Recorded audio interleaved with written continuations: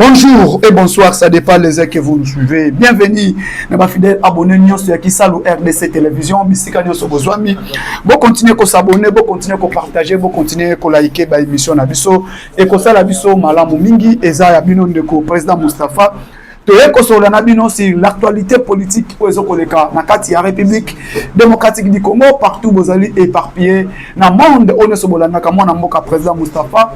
Tokosolana bino sur carnage au M23 à Sali, au armée rwandaise à Sali, na ville ya Goma, opération carnage fait par l'armée rwandaise na ville ya Goma où il y a eu 4500 morts. Et le Tokosolana bino et puis Tokosolana sur plusieurs infiltrés arrêtés na ville ya Mbanzangungu na territoire à Cataracte, précisément na ville ya Mbanzangungu. Oyo ba komi ko kangama donc bazo ko kate malili ebele bazo amina ba grottes nazolo bana intervention ya armée na la police administrateur à territoire ya Mbanzangungu les infiltrés baza na kati ya Mbanzangungu précisément na grotte ya Mbanzangungu na kati ya grotte ya Mbanzangungu place wana bokende rapidement pour découvrir les infiltrés sont là na ba grotte ya Mbanzangungu ba koti balobi bazo zela ba arme lobby na yango bakangi déjà désinfiltré na désinfiltré wana o bakangami na Mbanzangungu babeti bango pe babomi bango na population yango nazolobela administrateur à territoire ya Mbanzangungu nazobelela administrateur à territoire ya Mbanzangungu c'est le moment numéro 1 ya armée parce que na Mbanzangungu toza na camp Ebeya toza na deux camps militaires eza na kati ya Mbanzangungu. Alors, il faut opération fouille dans le territoire de Mbanzangungu parce que tu as une information bah infiltré si bah côté déjà. Bah côté déjà baza ebele. Bon ouais là parce que bah lobby bazo c'est là bah arme. Bah toi na bazo le bakaka anglais bah le bana swahili. Lingala bah ebite chilu bah ebite Kikongo bah ebite Kimbibu bah ebite Kimbanzamante ke bah ebite Kintandu bah ebite Kimbesingombe bah ebite. Alors mon bazo le bah ezaka ka swahili. Et Swahili ya mope ya biso ya Congoté. Et puis yami balé bazolo ba anglais. Baza déjà retrouvé na grotte. Alors c'est le moment. Tozo bele là. Mokonzi ya armée o ozana kan ebe na Mbanzangungu. Allez intervenir précisément. Mokonzi ya la police et administrateur à territoire ya Mbanzangungu. C'est le moment il faut intervenir jusqu'à ce que avant que le pire arrive. Bokende bo capturer batouana, bo capturer ba infiltré wana, bo kanga bango et puis bo mema bango à qui les droits. Wana premier point. Toko développer yango, toko développer sur la ligne de front bande konanga iba congolais. Qu'est-ce qui se passe dans la ligne de front? Parmi ba point toko développer na bino awawa na mwana mboka président Moustapha Mafuta o aza les communicateurs de la République. Ce que l'ingi obenganga ibenganga na plus de 143 89 86 52 097 plus de 143 89 86 52 097. Bandeko, l'heure est grave, l'heure a sonné. Qu'est-ce qui se passe dans l'Assemblée nationale? L'Assemblée nationale est dirigée par le président Vital Kamerhe. Président Vital Kamerhe qui est élu. Il y a INC dans la province, il y a Sud Kivu, précisément dans la ville de Bukavu. Vital Kamerhe, président du parti politique INC. Vital Kamerhe, ancien président, il y a l'Assemblée nationale en 2006-2009. Vital Kamerhe, ministre de la communication et médias. Vital Kamerhe, du cap à président de la République, cabinet président de la République. Vital Kamerhe, VPM de l'économie nationale. Aujourd'hui, il est encore président de l'Assemblée nationale. Bande qu'on appelle tout autour, il y a bibliographie, il y a Vital Kamerhe. Docteur en économie, professeur à l'université de Kinshasa, même à l'IPC. Le nom n'a été sur le Nabino MP. Vital Kamerhe a convoqué Congrès. Congrès est convoqué dans l'Assemblée nationale. Congrès est réuni l'Assemblée nationale dans le Sénat, bakoti na Congrès. Na kati ya Congrès, tolandi na munoko ya speaker ya Assemblée nationale, le professeur Vital Kamerhe. Alors, biboye, toyeto bimisa ba résolution. Et les résolutions qui seront présentées par le président de la République. Soit des négociés directs, ou soit d'engager la guerre. Mais Congrès autocoti, ils ont pas engagé guerre. Ils ont pas bimisa ba résolution escomptée. Auto passe na mokonza moka, auto trouver une solution pour notre pays parce que la République est en danger. La République est en danger. Parmi les procédures présentées par le président de l'Assemblée nationale au Alobi, nous ne sommes pas ici pour déclarer la guerre. Alobi ndenge to sangani na bino. Ezake pas déclarer guerre. Mais ezake pas trouver solution, to bimisa ba résolution. Ces résolutions to ko présenter yango par mokonzi ya mboka. D'aller négocier avec qui? C'est là où il y a un problème, mes chers Congolais. Si Vital Kamerhe parle d'aller négocier direct, nous allons négocier avec qui? La République démocratique du Congo va engager la négociation avec qui? Engager la négociation avec les M23, engager la négociation avec les Rwandais, engager la négociation avec qui? Pendant que le Rwanda et son armée, parce que les M23 n'existent pas, Congolais. Je le dis et je le répète à tout temps. Le M23 n'existe pas. Il y a la présence de l'armée rwandaise dans le sol congolais. Il y a la présence de l'armée rwandaise dans le sol congolais. Ne parlez pas cette question de l'M23. Si vous parlez de M23, vous pouvez s'attendre à Kanda. La République démocratique du Congo, il y a la présence de 6500 troupes rwandaises dans le sol congolais. Kagame a le droit et le devoir de retirer ses troupes dans notre pays.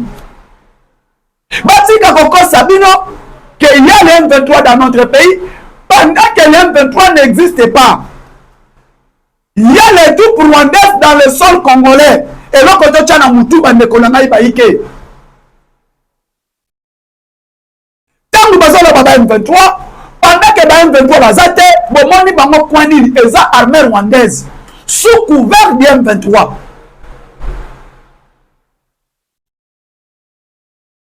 Lelo Oyo, Congrès et Koti, Torani parole d'ouverture, il y a président Vital Kamerhe. Nayabi était président Ayambaki Bango. Il y a eu une réunion interinstitutionnelle. Dans cette réunion interinstitutionnelle, présidée par le commandant suprême, chef de l'État Félix Antoine Tshisekedi Tshilombo, garant de la nation et du bon fonctionnement de toutes les institutions. C'est lui qui est le garant de la nation, commandant suprême des forces armées et du bon fonctionnement de toutes les institutions. Donc c'est le président Tshisekedi qui préside les réunions interinstitutionnelles organisées dans la cité de l'Union africaine. La présence du premier ministre Judith Suminwa Tuluka, la présence du président de l'Assemblée nationale, le professeur Dr Vital Kamerhe, la présence de Jean-Michel Samalukonde Kenge, président du Sénat. Il y a eu la présence, le numéro 1, le parquet des tribunaux, cours des tribunaux, Mazala qui représentait. Basali Réunion, Bayokani, et Basololi. Président Alobi Bokende, bon travailler dans l'Assemblée nationale. Bon, ça va résolution escomptée. On peut permettre de gagner du Toumba au Touzanango. On ne vous trompe pas, le pays est en guerre. Le pays est en guerre, mes frères congolais. Même Kinshasa est en état d'alerte. Un état d'alerte. Ceux qui te font de Tozomona, oh, boy, Tozotambola, Toza à l'aise. Kinshasa est en état d'alerte. Et état d'alerte au ville à Kinshasa ezali. Il faut te yeba. Nini tokoki kosala. Pendant ces périodes Kinshasa est en état d'alerte. Même quand on a biso, il faut être la vigilant. Et Yakozonga, il faut être la vigilant. Parce que il y a déjà les infiltrés qui sont déjà ici. Il y a déjà de ceux qui sont aux arrêts. Et moi, dans le baka qui n'a qu'à il faut balandela yango. Et dans le baka na tout autour ya maluku balandela. Nani azanani. Batu babenga na bakombo nyonso.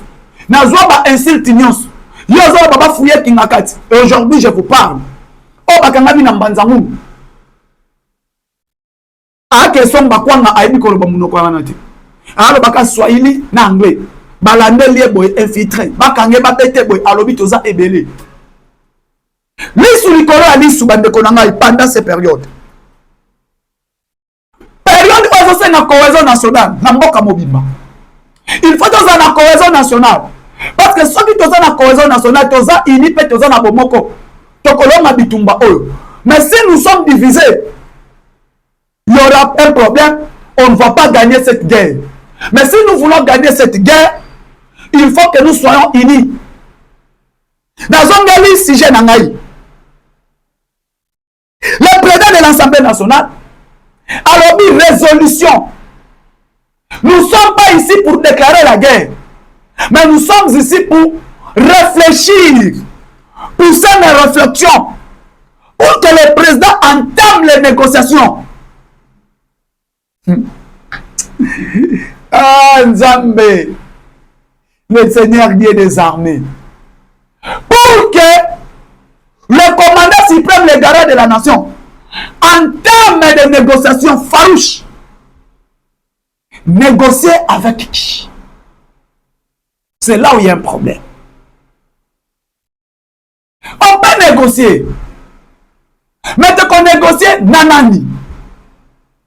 Mais place, il va tout le engager la négociation avec qui? Avec le Rwanda ou avec l'M23? Parce que président a lobby, président de l'Assemblée nationale, nous sommes la Français a lobby. Nous ne sommes pas ici dans le Congrès pour déclarer la guerre avec les Rwandais. Mais nous sommes ici réunis pour réfléchir. Tobi Misaba résolution. Et c'est notre entamé ma négociation. Bon, tu n'as eu. Même à l'Oba, il y a président de l'Assemblée nationale. Pour que le président entame les négociations. Et ces négociations, il faut que la ezalate au Esalemana 2009. Or bakendaka côté Kamboka. Bolokango, or bakendaka kosala nini côté Kamboka. Des négociations que le président va engager. Ce n'est pas pour vendre la République, mais pour la sortie des crises, pour que les M23 et les Rwandais se retirent dans notre sol. Boloki. Est-ce que Bande Koto Yokani?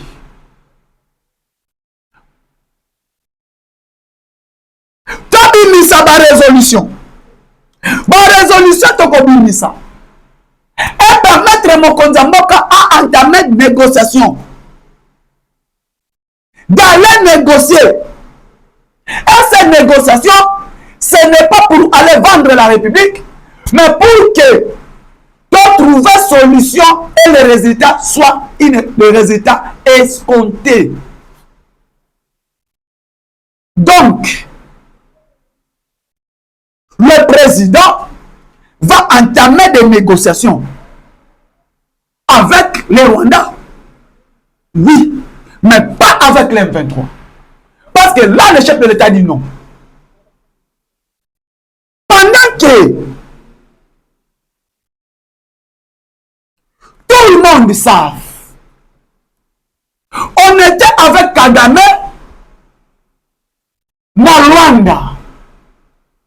Le 15 décembre 2024, on devait signer l'accord entre le Rwanda et la République démocratique du Congo. C'était le 15 décembre. Absence remarquée à Paul Kagame. Il y a eu l'absence totale de Paul Kagame à Yaté. Il y a eu les gens qui ont dit la République démocratique du Congo était humiliée. Non. Maintenant, les lots. Tolandi,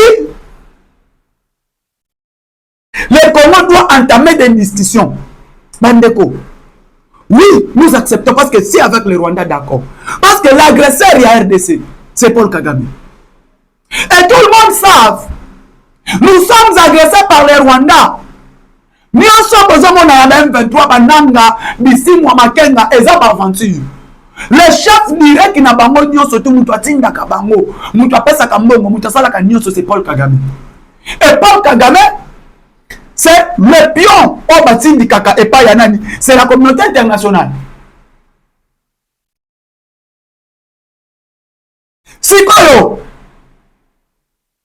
Tangu Bolandi, le professeur Vital Kamere, Namaloba Oye Alobi, Bandeko, Namoni Eloko Oya Mabe Kamere Alobi. Mais regret ezali tango lobi, on gagne la discussion. Et c'est Tolandela. Tant vous prenez que continuer, ce n'est pas pour aller vendre les pays, mais pour aller défendre la République. On doit négocier. Moi, je veux compléter ceci. Mes frères congolais, Batouba Koufi, en Orkif. Si je vous dis Tilelo, il y a des corps qui traînent dans la rue. Tant qu'on a l'opération Basokolama Tembe, cette opération évacuer les morts, les corps même. Kagame c'est un criminel. Et quand Kagame c'est les génocides, Kagame doit être arrêté. Oh, il est qui n'a vu la Goma, et ça génocide.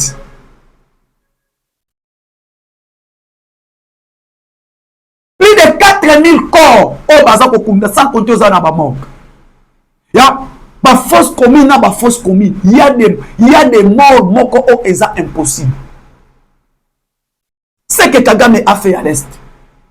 Je vous dis mes frères congolais, ce que Kagame a fait à l'Est. Kagame mérite peine de mort et pendaison. Ce qui communauté internationale et conseil des Nations Unies. Baki bato va battre ta dossier droit de l'homme. Kagame n'a pas mutoko vivre. Kagame c'est quelqu'un à pendre. Mais comme que Kagame est soutenu par les grandes puissances, comme que Kagame est soutenu par des grands lobbying français, européens, américains, allemands, anglophones, sous Suisse, tous ces pays.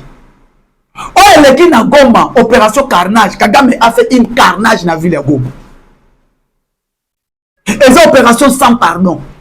Le Oyo, je ne sais pas ce que Kagame a, ce que Kagame a atika, ce qui a zokanisani na mutunaye. Na oyo les qui na ville de Goma, n'était ce Kagame a zokanisani. Même pas aujourd'hui, même demain. Le Rwanda va payer. Parce que Kagame a confié ce qu'on a à ses côtés. Kagame a recouvert. Mais oh, Kagame a tiki na mitu ya batu. Bandeko, so zolo ba chiluba. Mais so bako zolo ba chiluba na Nord Kivu babomio. So zolo ba chiluba lingala oko vivre te. Donc, opération leki kuna carnage. Opération boma mutu ayi depes. Tous les présidents sectionnaires fédéraux ya Nord Kivu. Ya Goma bazar ya kokufa, do ba ya kokundama. A côté de la prison abomi batutu. A kende boy abomi donc il y a eu opération carnage. Si je vous dis plus de 4000 personnes, sans compter au bana morgue, sans compter au bazar na balabala parce que il faut pas nettoyer, faut pas dégager. C'est que le Rwanda fait.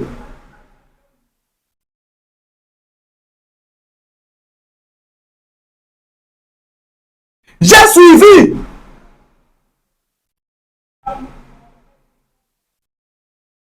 J'ai suivi moi-même. Le royaume de Belgique. Le royaume de Belgique et l'Obinini, dans le conseil des droits de l'homme, Kagame doit être sanctionné et arrêté dans ces pays. Donc il faut déclarer crime de guerre, crime contre l'humanité, contre Paul Kagame au Eleki dans Nord Kivu. Ce qui droit de l'homme, et ça droit de l'homme, il y a solo. Oh, ils ont siégé le lot. Il faut déclarer l'arrestation à Paul Kagame. Et l'arrestation Corneille Nanga, Bissi Mwamakenga. Et sanctionner les Rwandais. Donc, il faut Rwanda à la sanctionner. Dans le Conseil de sécurité, même dans le droit de l'homme. Parce pourquoi le Conseil de sécurité va sanctionner Paul Kagame? On se demande cette question. Le fameux Conseil de sécurité. Résolution Nyamalunga Babimisi Kuna. Quand moi je vous ai dit, ne suivez pas ces aventuriers au Conseil de sécurité à ONU, il n'y aura rien. Parce que ce sont eux qui sont derrière Paul Kagame. Ce sont eux qui envoient Kagame. Parce que minéraux on a non certifiés. Kagame pille les minéraux qui sont non certifiés. Il amène chez lui à certifier Yama pour attaquer pour la survivre à Rwanda. Ensemble avec les impérialistes, la communauté, la fameuse communauté internationale. La fameuse communauté internationale, on appelle la communauté intercriminelle. Parce que ce sont des criminels en Afrique. Alors l'Afrique doit prendre des décisions farouches contre les dirigeants comme Paul Kagame. Oh, les qui na Rwanda, na Nord Kivu. Oh, les qui na ville ya Goma, Bandeko. De l'histoire ya Congo, Tokobo Sanaka ya Mouté. RCD a salé en haut. Donc, c'est le Rwanda. Comme la nation congolaise n'a Kisangani, il y a eu des morts. Aujourd'hui, Kagame fait entrer encore ses troupes pour massacrer le peuple congolais, pour massacrer la population congolaise. Pourquoi? Parce que derrière Kagame, il y a une force étrangère. Derrière Kagame, il y a une force étrangère. Le Oyo, qu'est-ce que Kagame est en train de mettre dans le tête des peuples congolais? Les Rwandais, c'est nos ennemis. Et là, quand on dit qu'il y a mode demain après demain, les Rwandais, ce sont nos ennemis. Toi qui es dans la guerre, il y a Gaza. Toi qui es dans la guerre, il y a Irak, entre les Rwandais et les RDC. C'est là où tu as que de cochiter place one. Parce que les lots, on Kagame a sali dans Nord Kivu. On a sali dans Goma. Plus de 18 millions, de 20 millions de morts dans l'Est. Et ça n'a moutu à Paul Kagame. C'est Kagame qui fait ça. Et aujourd'hui, Kagame, c'est un criminel. Malgré que le carnage est célébré dans Nord Kivu. Ce que tu as dit, Bimbe. Kagame est sans humain, sans cœur. Et le lot, tant que droit de l'homme est lobby, alors bien ça n'a été. Il faut demander Nanga, il faut demander ici, moi ce n'est pas les Rwandais, ce sont les M23 et c'est Nanga. Nanga lobby, on a déjà vu notre titre émission. 4000 morts dans Nord Kivu. Carnage dans Nord Kivu, il y a 4000 morts. Responsable c'est Nanga, Kagame et Nanga. Responsable c'est les Rwandais, Kagame et Nanga. Bangonde Bazar responsable numéro 1. Il y a quoi sa communauté internationale et il y a quoi sa biso. Bah tout le monde va pouvoir basali bangondini. Parce que le peuple, on va être civil. Mais non, pour continuer que soi-disant vous êtes les libérateurs.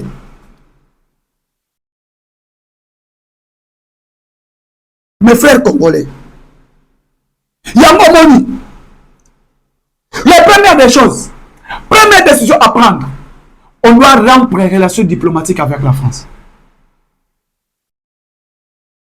Le président doit prendre de bonnes initiatives de rompre les relations diplomatiques totales avec la France. La France n'est pas un partenaire de la RDC. La France, c'est les criminels pour le Congo. Ce que la France va salir dans Rwanda et ce que l'Union européenne a fait avec Kagame chez nous, ça mérite crime de guerre, peine de mort contre les Congolais. Mais le Congolais Simanaye, ceux qui soutiennent le Rwanda, c'est la France, c'est l'Union européenne et c'est la fameuse communauté internationale. Le Congolais Bango Baza Simanaye, bon s'attendre à la sanction.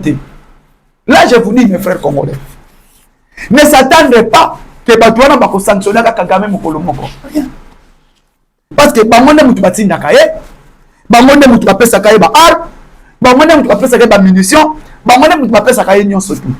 Mais il y a un Dieu au ciel, qui est le Dieu des orphelins. 18 milliards de dollars américains au Rwanda a pillé la communauté internationale na sol congolais, na sous-sol congolais à partir de la guerre.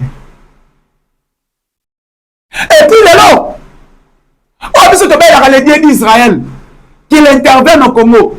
L'Israël a donné sa position. Benjamin Netanyahu a dit à Sima Rwanda. Merci beaucoup de l'autre côté. Mais si l'Israël pense à continuer d'avoir armes et il y a un moment congolais, donc on a dit ça y est, Congo est à Gazaté.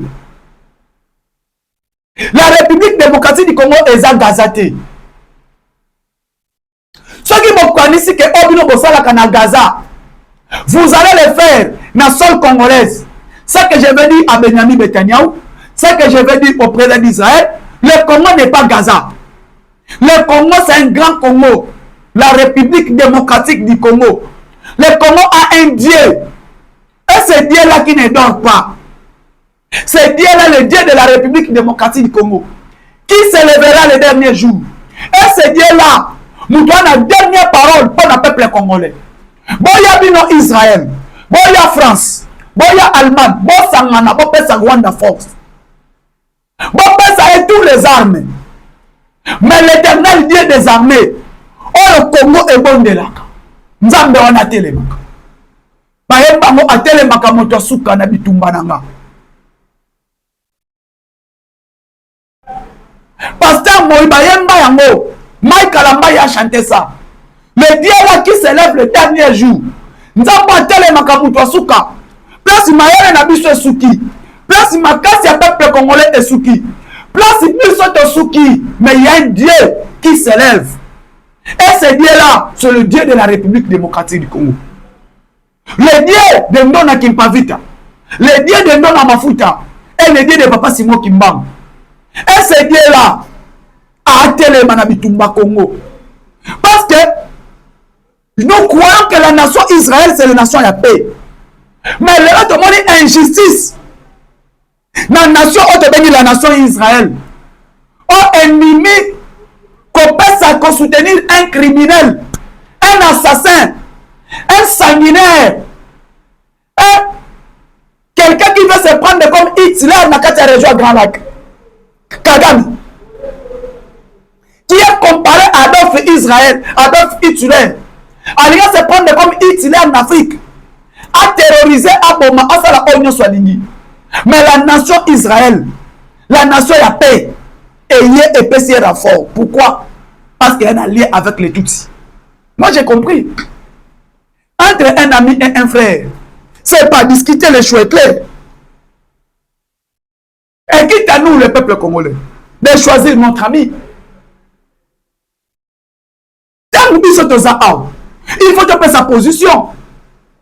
Il y a des forces dans le monde actuellement. Il y a des forces, il y a parallélisme, il y a des forces. Nous avons les BRICS et nous avons l'OTAN. Et l'OTAN, quand on peut total qu'est-ce qui ne va pas? Le président Tshisekedi doit faire un choix. On doit faire un choix, soit nous sommes avec la Russie, soit Totiki Russie, Toluki n'a partenaire Moussous. L'OTAN est Tikinisu. Mais quel est le conseil de sécurité à ONU? Bah, tout unanimité. Bah, il faut sanctionner Rwanda. Bah, il y a un dialogue. Et là, quand caméra lobby, il y a un conseil de sécurité. Il y a un conseil de sécurité. Là-bas, reste les gens meurent. Chaque jour, il y a des corps aux autres qui s'entraînent dans Zéla. Na Kimpese, na Banzangu, na Bagrots, Bakote la Kiwapi. Tu as pas ça quand tu l'obéis Makamba Manyanga. Na l'obéis Makamba Louazi, tu vas monter en Bafanti. Parce que tu vas dans Banzangu, na Bagrots. Et ils attaquent quoi? Babi Baze la arme.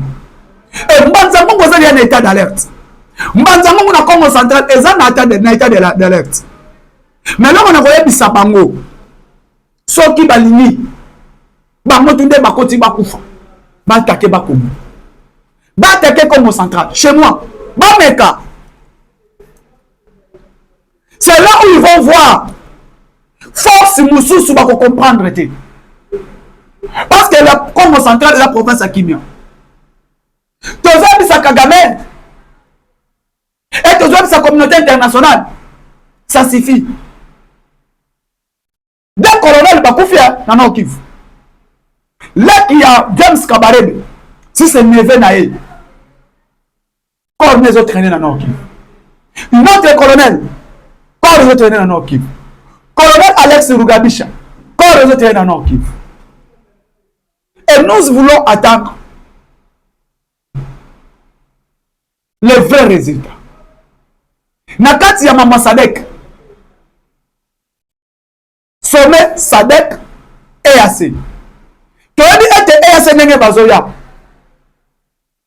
L'EAC, c'est pour défendre Kagame. N'attendez de rien.